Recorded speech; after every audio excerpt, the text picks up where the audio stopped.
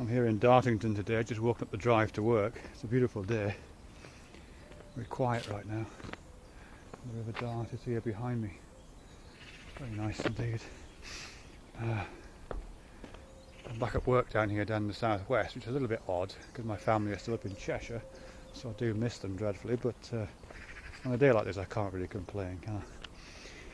But what I'm thinking about is, well, I'm actually thinking about language, and then it took me into thinking about the use of sensors within language, and then it took me into thinking about binaries. So I think I'll have to start talking about binaries and thinking about that more clearly before I can replay the journey back into language again. And what I'm thinking about in terms of binaries is this tendency that we have to divide experience into two opposing parts, or two complementary parts possibly.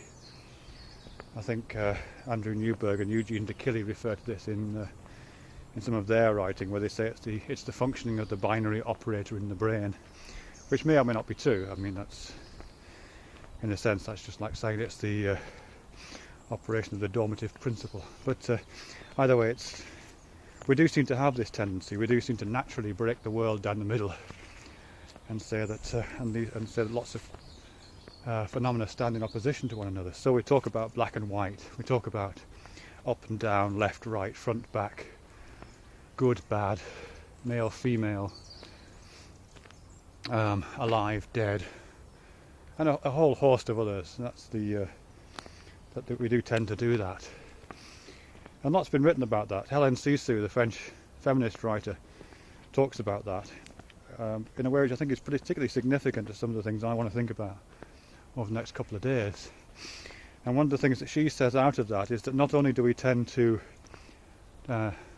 cleave the world down the middle and separate it into binary opposites, but the entities that we place on one side we tend to associate together, and the entities that we place on the other side we tend to find connections between.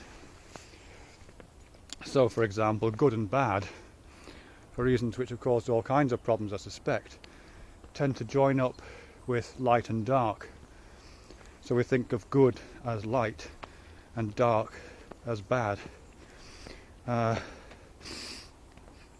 We also join together things like, well, light and dark. If I can stay with light and dark for a moment, light and dark is also associated with up and down.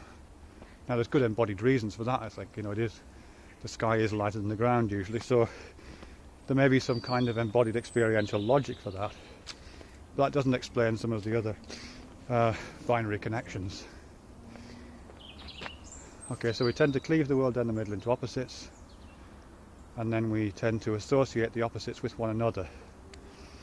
And the third thing, which is again something that Helene Cixous points out, is that once we've done that, we also give one of those terms in the binary a dominant position and one a subservient position, or one a positive value and the other a negative value. And because of the fact that all of the terms on each side of the binary are connected, all of the terms on one side tend to associate negatively, and all of the terms on the other side tend to associate positively. Of course, there are lots of cultural variations in this, but there are some generalities. And where she's coming from in that is she's talking about, obviously she's writing in a kind of feminist genre, and she's talking about feminist politics. And what she's saying there is the terms that are on the negative side of that binary tend to include female, tend to include terms like submissive, tend to include darkness, left-handedness, lower, kind of down as opposed to up, bad as opposed to good, hidden as opposed to open. There's a whole variety of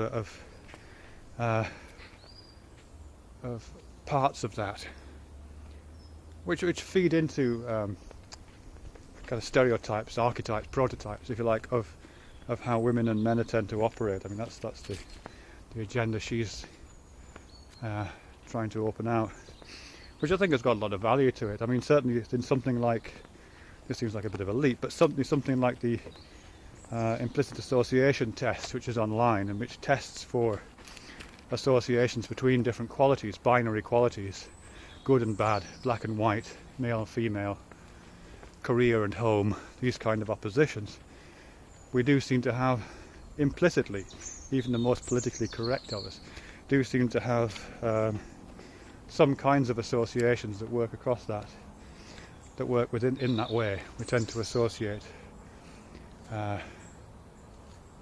black faces, for example, with negative connotations and white faces with positive connotations. However liberal our politics may be on the surface, there does seem to be some of the cognitive processes going on there which make these associations, and which we have to work quite hard, I think, to A, become aware of, and then B, to perhaps do something about.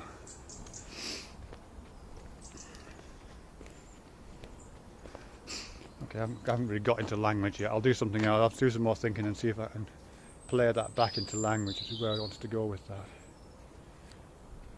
Look at that view.